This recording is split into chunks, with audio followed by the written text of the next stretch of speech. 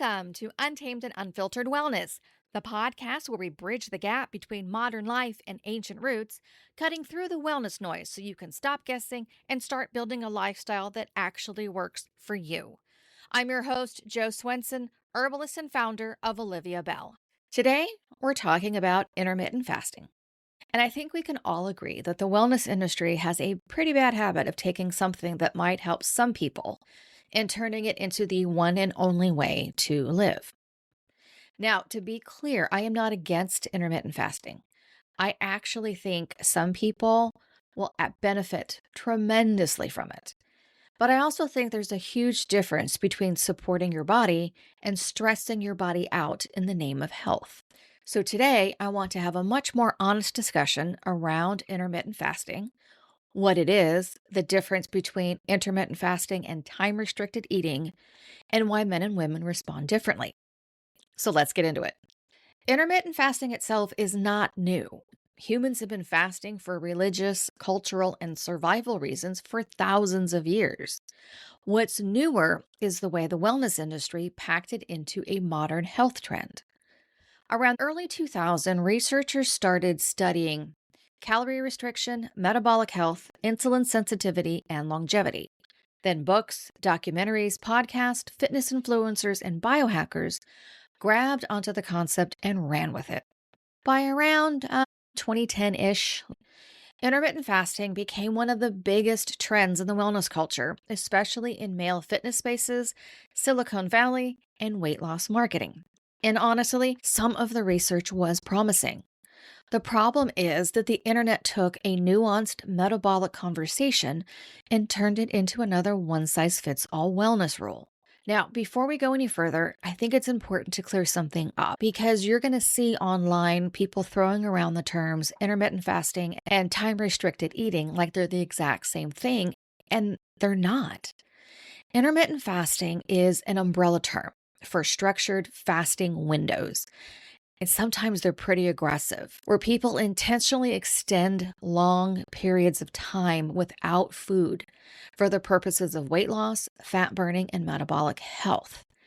You'll hear terms like 12-12, 14-10, 6-8, and OMAD, which OMAD, by the way, is for one meal a day. I don't know how they do that. I digress. But the 12-12, the 14-10, and the 16-8 is your non-eating window and your eating window. So 16-8 means 16 hours without food and then eating within an 8-hour window. 14-10, 14 hours without food, 10 hours eating. Time-restricted eating, though, is a much gentler and much more focused on your internal rhythm.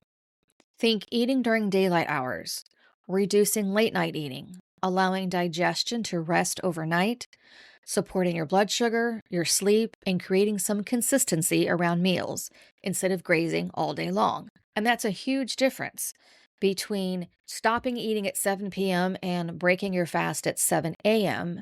versus surviving on black coffee and willpower until 2 o'clock in the afternoon, in which case you're probably hangry and willing to eat anything. Research has shown that time-restricted eating may improve insulin sensitivity, metabolic health, and appetite regulations for some individuals.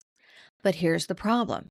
The internet took "this may help some people" and turned it into "if you're not participating in this, you're failing." But the truth is, the real answer to this is it depends.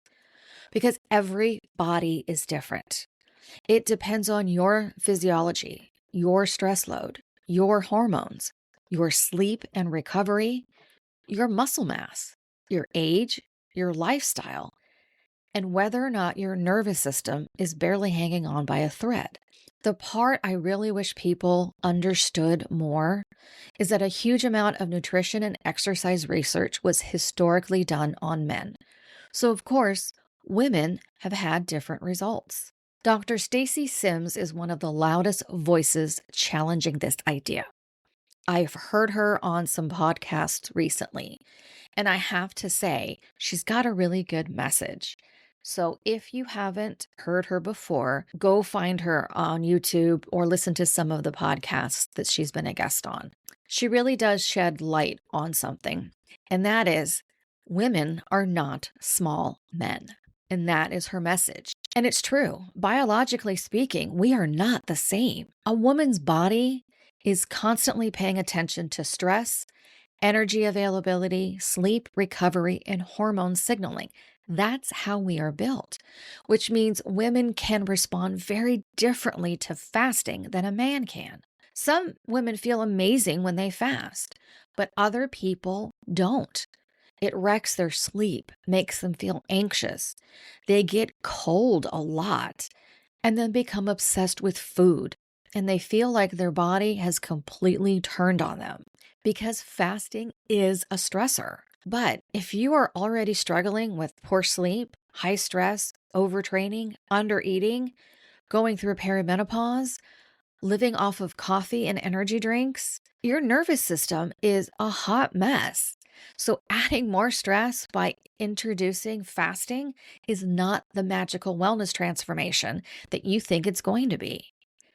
This becomes especially important for men and women over 40 because our hormones shift and that changes the entire conversation.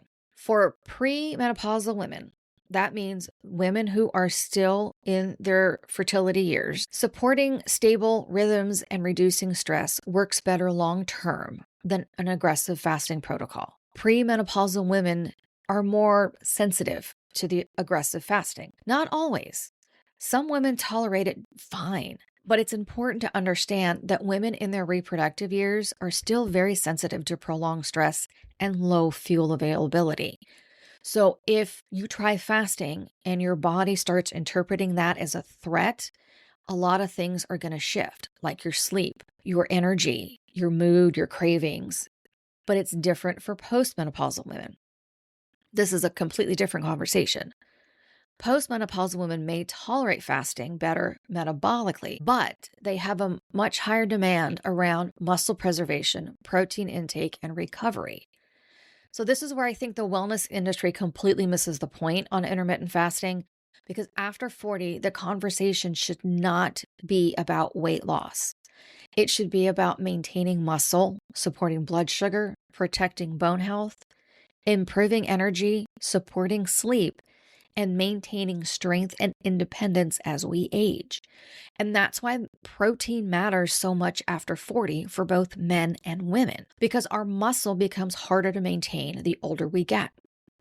And we need our muscles for longevity, our metabolic health, mobility, strength, all of it. Long fasting windows can make it harder for women and men to consume enough protein throughout the day.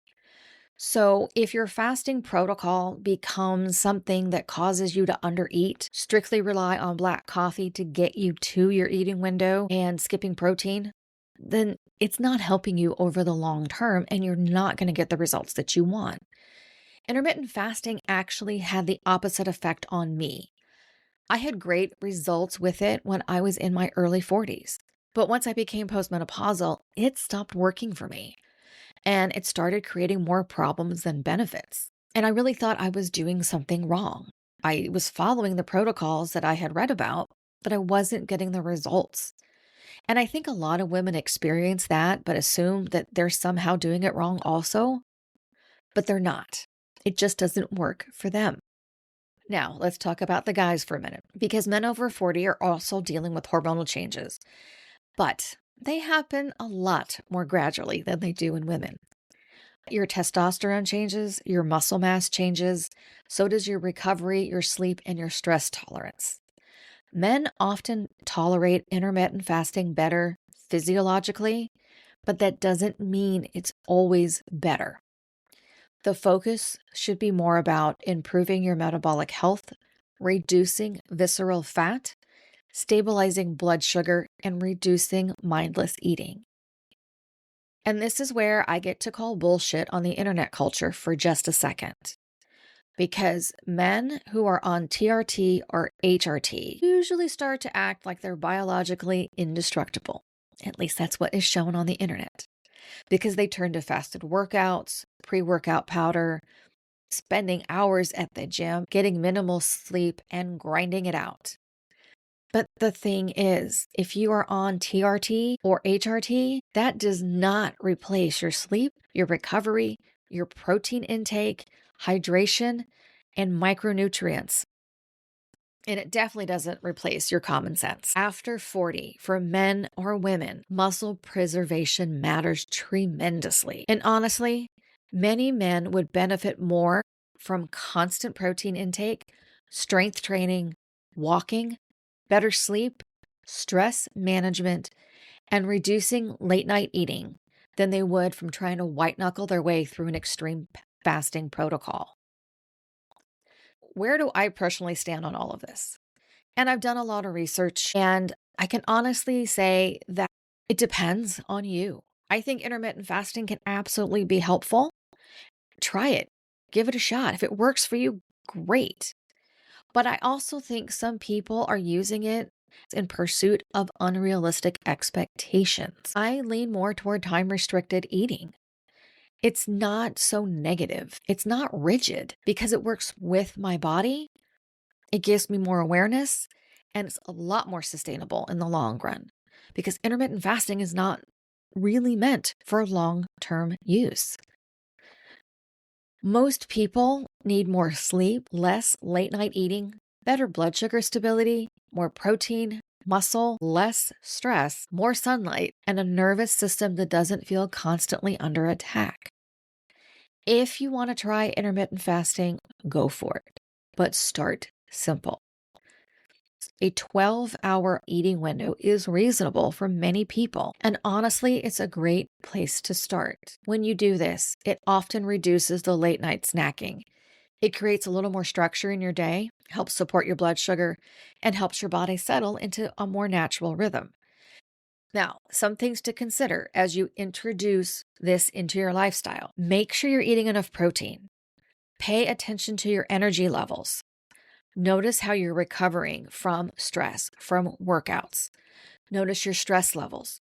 And definitely, by all means, pay attention to your sleep. This is how your body is going to let you know whether or not intermittent fasting is actually working for you. And maybe most importantly, listen to your body. It has lots to tell you. If this episode stuck with you today, join our Substack community where we can explore this idea a little bit further. You'll also find some reflection questions, herbal remedies, and a community of like-minded people. It's free to subscribe.